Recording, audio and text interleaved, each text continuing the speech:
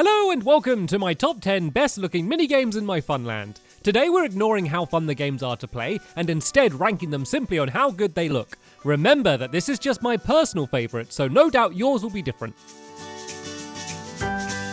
At number 10 is Bouncy Boats. Despite the fact that this is a very small game, once you're inside it's really easy to forget that you're in my Funland at all. All of the tall reeds that surround the game and the water make it feel like you're jumping over a river in the middle of a rainforest. It's also really hard not to laugh at the silly frog faces, especially when they start sticking out their tongues or bursting into tears. At number 9 is Drench. One of my favourite styles is when the essential gameplay design of a game happens to create something artistically unique.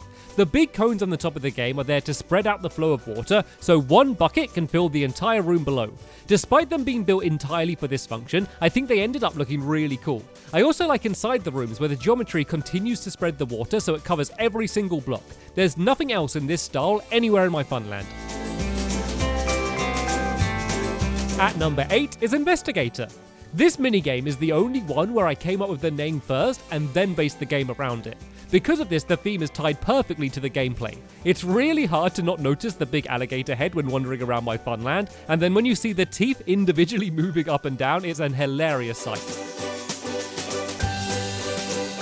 At number 7 is Harry Hops. This is a minigame that's completely styled around my horse Harry. Rather than it being based on the actual shape of a horse, I took the colours and stylings of Harry and his armour and then used that to design my game. The fact that the style is incorporated into the gameplay also gives it bonus points. The lines from the saddle mark where players stand, and the water ensures Harry never gets hurt while we're playing. At number 6 is Temple Trap. In many ways, the outside of this minigame is one of the most simple in the entire Funland. It's a standard 4-sided pyramid, but its size and just how different it is to anything else in the area really makes it stand out.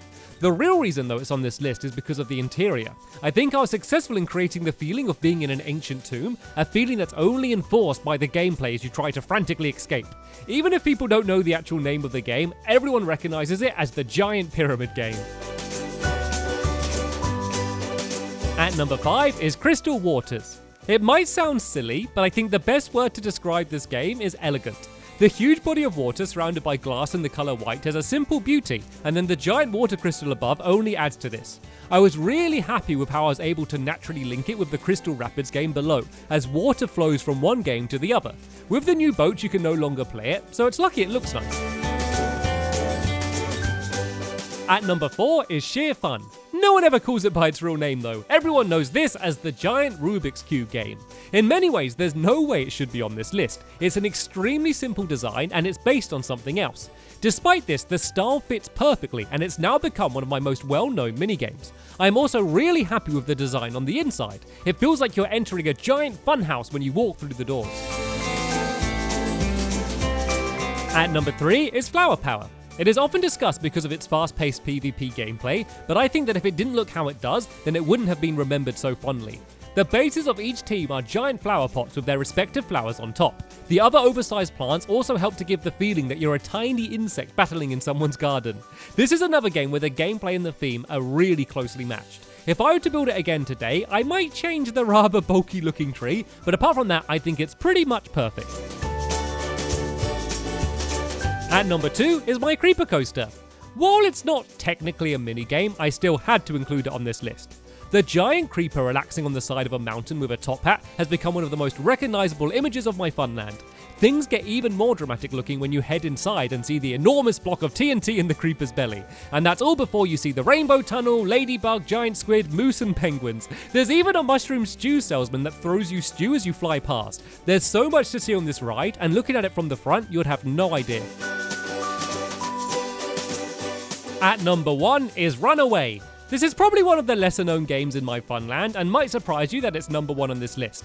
I love it because my style of design is normally based on simplicity. Runaway is the opposite. The physical layout of the arena is pretty reserved, but the coloured patterns on the floor and walls transform it into an almost eye-boggling feast of colour and patterns. The game looks like this because I designed it when I was on a long trip, so I had lots of time on my hands. I simply didn't stop designing. The colour changing beacon in the middle matches the style of the rest of the game and helps elevate it to my favourite looking minigame of all time. Those were my top 10 best looking minigames in my Funland. I've already done a list with my top 10 best overall minigames and you can watch it right here. But for now, thanks for watching and I will see you all later.